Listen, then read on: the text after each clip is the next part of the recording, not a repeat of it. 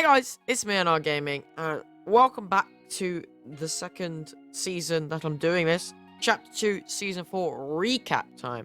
I know this is going to do terribly as a video, but I really like just getting everything that's happened in the season down in one video, just so that I have like a record of what happened, because, you know, it's fun. I enjoy it. Deal with it. I don't care. You can leave right now. I don't want this to get views. Yeah, but you never heard that before. Okay, so there's lots happened in this season. So obviously we're 1 week away from the next season of the event, as you can see from the countdown right there. We literally just hit 6 days and 23 hours. Very cool. So we're 1 week away. We'll talk about the next season later. We'll talk about that right at the end, because we've got loads of stuff we're doing in chronological order, because it makes sense. So Fortnite's birthday was right at the start of the season, because of course the season started on, I think, August 27th, I think. When I looked up earlier to remind myself, I think that's what it came up with. So of course its birthday was like right next to it. So of course we had the challenges like we normally do. We had the Fortnite bus, and of course the cakes were around the map. I don't think I got any footage or anything, but you know what I mean when I talk about the cakes. But the bus, yeah, the challenges, yeah, cool. So of course we've had awakenings to do with all of the skins from the battle pass. You had to like awaken them to unlock some sort of emote normally or something like that. So we had Groot, which was one of the challenges was to plant a seed on a heart-shaped island. Normally I just do the last challenge for the awakening, but this one was just so cute. I thought I'd just keep it because it was cute. And then the actual one to awaken Groot was to emote at a friendship monument, and that unlocked the rocket back bling and emote thing. It's very cool. So the next person was Storm. You had to do some stuff. I don't remember what it was, but the last one, of course, was to emote at the center of the ring, because it's like the center of the eye of the storm, you know, because he's Storm. Ha, laugh. I'm so funny. The next one was Doom. That one was to emote during a victory royale. So, yeah, that one was interesting. I had to go into like Team Rumble to get that, because, you know, I'm a bit bad, I'm not gonna lie. But I have gotten a win in every single game mode, and I got the punch card for that, so I'm very happy about that. Next one, Mystique. You just had to emote after eliminating an opponent. Pretty simple. That's the emote you unlocked, was just like the one where you can mimic the person's skin. Oh, for Doom also, you unlocked like a big chair emote, but you can only use it during Victory Royale, so what's really the point? Next one is Iron Man. For him, you had to emote as him, obviously. In all of them is as them. I think it's pretty self-explanatory. Inside of the suit lab at Stark Industries. So yeah, if you haven't heard of Stark Industries yet, because I haven't actually covered it in any videos, then we'll talk about that right now. So there was a massive trailer for Iron Man. Let's go play that right now.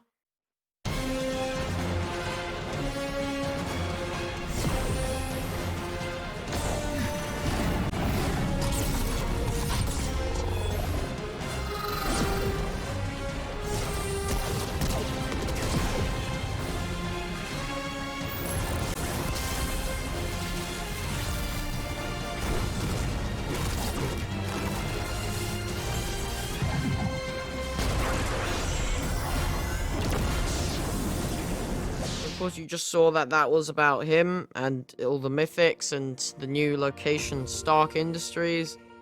So yeah, all the mythics, he got his mythics, the Unibeam and Repulsor thingies, and the Unibeam is the most OP thing. Everyone's using it.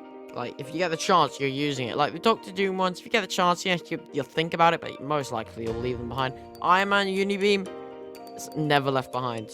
Absolutely never. It's the best. You can literally obliterate any amount of walls or anything, and it does 90 body damage. Like, it's just all good. On the topic of Iron Man, he's also been, like, changing the battle bus throughout the entire season. He's been upgrading it, adding his little Iron Man little things, to the point where now at the end, there's no balloon. It's powered by jets and cool things. It's pretty insane. But looking at this image right here, it looks like, and the fact that one of the things they said in the teasers was, think you can drive the battle bus or something like that. You never know. We could be driving the battle bus. So yeah, that's yeah, pretty cool. Of course, there was also like mythics were introduced like on a weekly basis, or every 2 weeks, like the Stark Quinjets that landed, the mythics you would get from those little drone thingies, they would rotate around and around between Storms ones, Groot ones, Venoms ones, all the other ones. Wolverine. So there was a trailer, of course. Let's watch that now.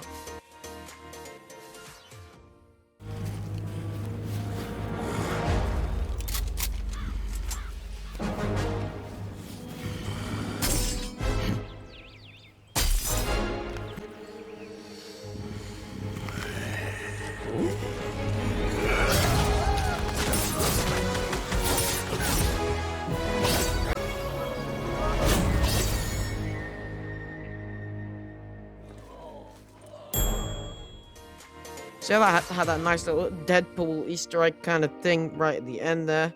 Very cool. So you have to do a bunch of challenges to unlock him, just like you normally do with the secret skin.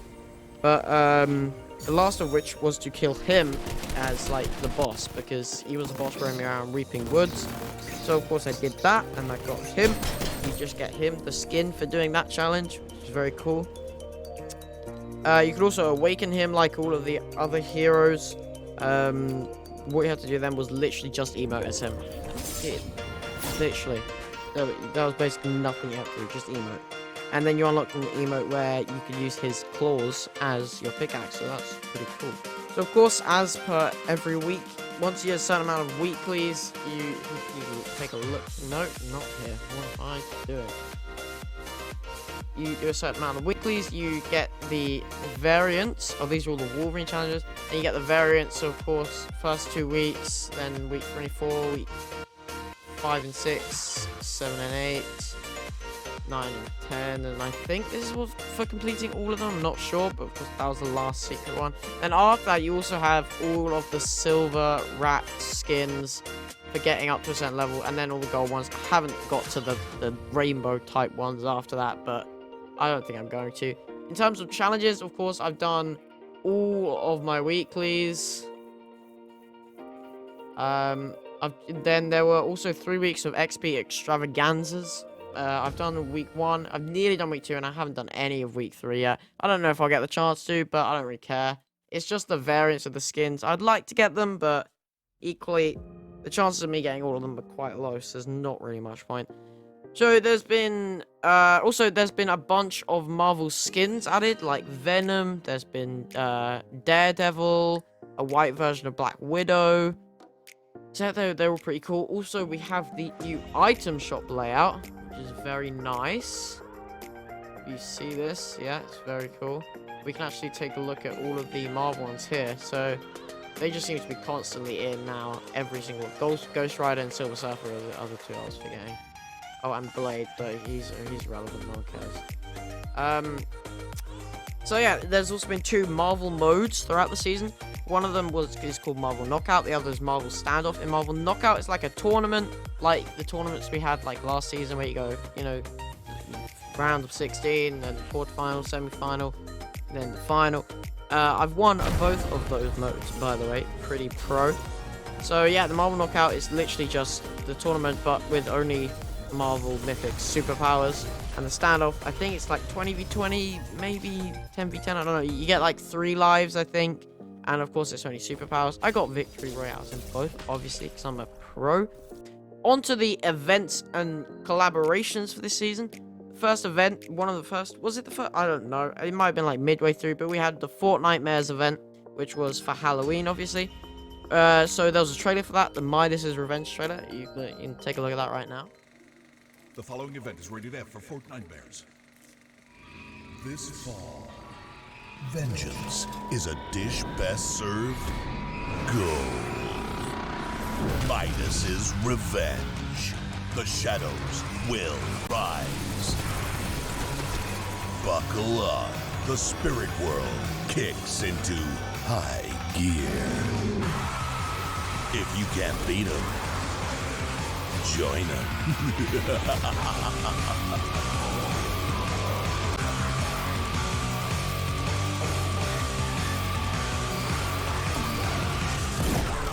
And stick around for the Afterlife Party featuring J Balvin.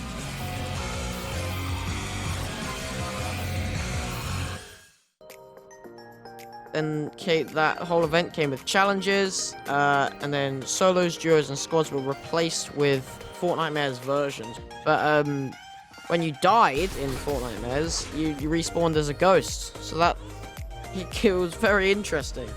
You couldn't build as ghosts. You became like invisible when you stood still for long enough. You could like slash things and slice and stuff, and you could consume loot to gain health. And you could also phase through walls like you could with the shadow cubes back in season 6, I believe. So yeah, that was interesting. All the ghosts were on the same team, so you just had to hunt down the players. Another ability you had was like a scream ability, I think it was called, where you just like locate any nearby alive players and you just had to go kill them basically. And yeah, the Victory Rise Royale screen. This was called Nightmare Royale when you won it, and you'll be seeing what that looks like right now. It was very cool. Also during that event, the agency was replaced with the Ruins. I think it still is, I'm pretty sure. And it also had the Shadow Midas boss, which had its the Shadow Midas drum gun in it. I don't think I ever got to use that because I really didn't play much then. So yeah, the Shadow Midas and the drum gun's all gone now. Oh, he also had like loads of henchmen with RPGs, the pumpkin RPGs. So that was cool. But that's all gone. It's just left the Ruins. Another collaboration that's done this season is with Rocket League. That was to announce it becoming free on Epic Games, the store. So they did a collab, obviously. There was a house on like the edge of the island which had like a bunch of Rocket League stuff. It was really cool. There was a car in it which went super fast and it was like all Rocket League themed. There was trophy cabinets and stuff that played Rocket League music. So yeah, that was Rocket League music right there. There were challenges to do in Rocket League itself to encourage people to go play it, and which you would get Fortnite themed stuff in Rocket League, the last one being a battle bus actual car to use in the game. And you'd also get Fortnite rewards for doing those challenges in Fortnite as well. So there were a bunch of emoticons, sprays and stuff.